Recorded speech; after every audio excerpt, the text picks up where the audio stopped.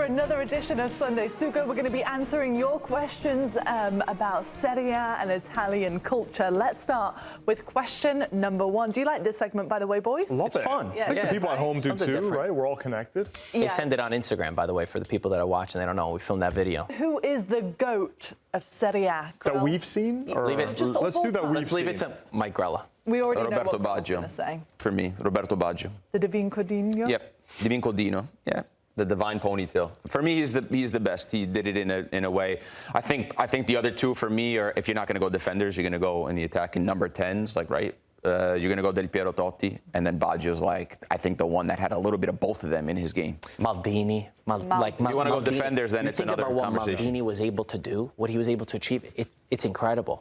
You love Del Piero the most, though. Yeah, he said Del Piero, so I didn't feel the need to repeat it. But you didn't. You have an air freshener of Del Piero in your car? Wow. Yeah, I have that as well. Much of a fanboy. I mean, you could go think about Buffon might be the greatest goalkeeper that ever played the game. Maldini is the greatest defender that ever played the game. The point is, it's very difficult. Pirlo. I mean, you could argue Cannavaro won the So who did you ball. guys pick? So you picked?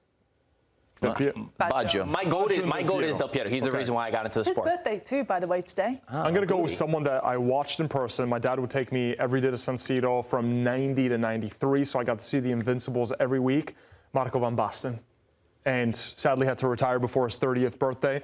But I think Van Basten, sadly I was only 4 or 5 when I was watching him, but from everything I've heard, from the videos I've seen, Marco van Basten, a career cut short way too soon. Well, if it's outside of an Italian, then it's Maradona, obviously. Yeah, we didn't even say Maradona.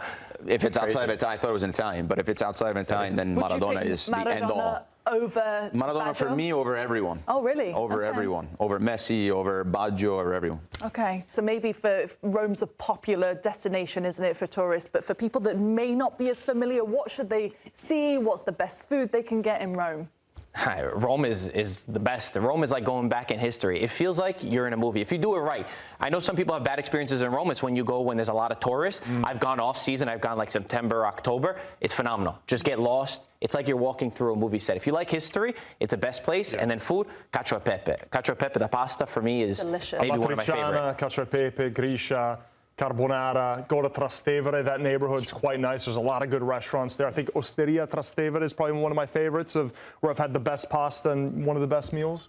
The place where dreams are made of. Special place for sure. I went a couple of years ago with the family. We would sightsee in the morning and then go to the pool, eat pizzas in the afternoon, some cacio e pepe and some good pasta dishes. It's a really special place. I think when you speak to the people there, they all love Roma. Yeah. A little bit less Lazio, but it's more Roma, especially around the city center. And there's probably the most passionate fans that I've that you can have a general conversation with that I've come across all over Europe. You know what's unique about Roma? Every time I go back, I have a different experience. Like you go find something new. It's not one of those places like Pisa. You go once, you've seen everything. You go to Rome, you could find new things. Every time they're digging and they find new artifacts, so it's phenomenal. If you like that, you got to go. Have you been? I have been once, just for a day, though. Did you like it? I loved it. I loved it, but it was so long ago. It's the one place I'd love to go in Italy. Gotta go again. Actually, so I do really want to go. Why are you laughing, Grella? Can't imagine what you did there for a day. You could see a lot in a day. Selfie stick. And I went on a cruise. Definitely so. Of course you went on a cruise. I went on a cruise. You're the kind of tourist that the locals hate. So the locals hate tourists like you.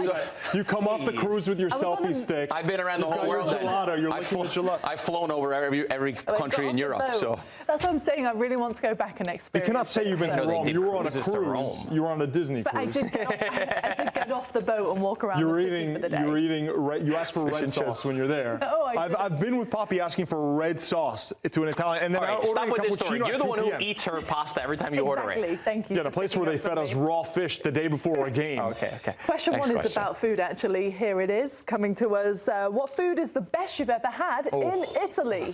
That's tough. Okay.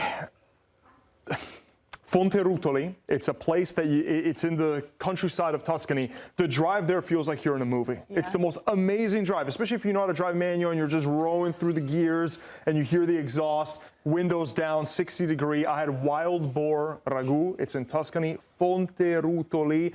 The wine is for everything that they give you is what they catch there on the day. So if they hunt a boar, you're having boar ragu. Yeah. Amazing. Truly one of the best experience I've had at a restaurant in my life. Sitting there with my family, they have a little tavern up in Sturno, Avellino, in Campania, and they just get up, go down the street, and get fresh made prosciutto, mortadella with fresh bread, mozzarella, those things, the simplicity of those things, and the fact that they get them down the road, they're made there, they're obviously brought legit farm to table, is for me the best. That's why they live forever over there. Even the vegetables like the tomatoes, lemons, everything tastes different there. What's yours, Marco? I was going to say, when we went to Parma, when we did the Parma trip, the tortelli that I think I had tortelli every single day. I went then back twice to Parma. I went to the same place and just kept having them. For me, that's like, it's filling food. It just makes you feel good. My mom is from similar to that region. Here it is. Emilia-Romagna is known for having legendary food. Yeah. Also, when you have one of the best when you in have the Parma. bread with just some prosciutto on the side or mozzarella for antipasto, salami, What's this incredible? area is the best for that.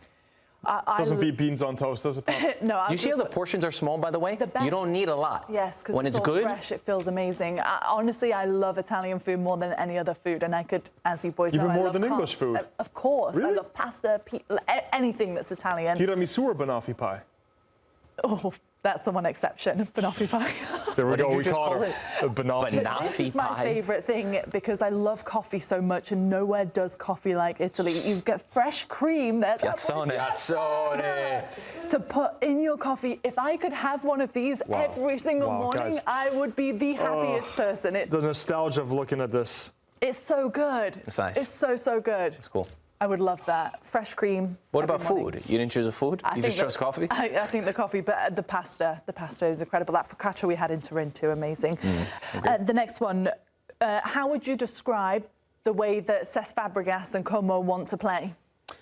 High press, Spanish style, right? So he's gone and gotten a lot of Spanish players, right? Players that he knows. Obviously, he's got great connections all over Spain. So when he brings in someone from Real Betis who's 20 years old, and you haven't really heard of like Jesus, you think, well, he's probably got some connections there telling him this guy's the real deal. He's tried to find Italians to play that style. He says there just aren't that many of them. So I'd say high press, possession football, dominate play, no matter who you're playing against. Very Spanish way of playing. Technique over physique. He doesn't want just a physical player. Every single player in his team needs to be a dribbler, needs to be good with the ball. That's what we love to see, right? And he's bringing that to Italy, a place where, who was it that sat him down right when he got promoted to Serie A?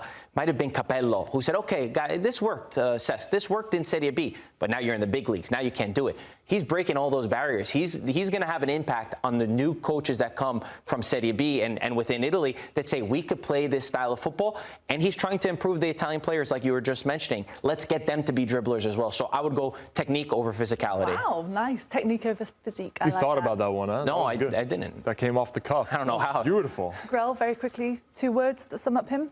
I think the first time I watched them play was Juventus away. They dropped the center backs low. How do you want me to say a couple words? And I Yeah, have just to, like something quick. just don't even talk this week. Sorry, Move to the next question. It's not important anyway. Move to the next question. Go on, say what you were No, gonna just say. they drop the center backs low, the full backs low. They invite pressure. They want to play. They also mix it up. They go long at times as well. But Spanish style. I mean, long story short. Spanish style. 2 words, style. technique and physique from you. Well, obviously, last week we asked you to send in your Sunday traditions and share with us what you have on Sundays as well in terms of family traditions. And we have one to share with you last week. Obviously, The red this table. is, This is from great. Pietro Mazzoti, originally from Cesena. He moved to the US a few years ago. He thinks about sitting at the table with his family, eating homemade lasagna and a second, of course, and then they would go to the stadium to watch Cesena. He also mentioned, though, his mum is from Napoli, so his heart is kind of divided. How nice is this? That's beautiful. I get chills seeing this. Like, this brings you back to your childhood. Everybody around the table, some good wine, family.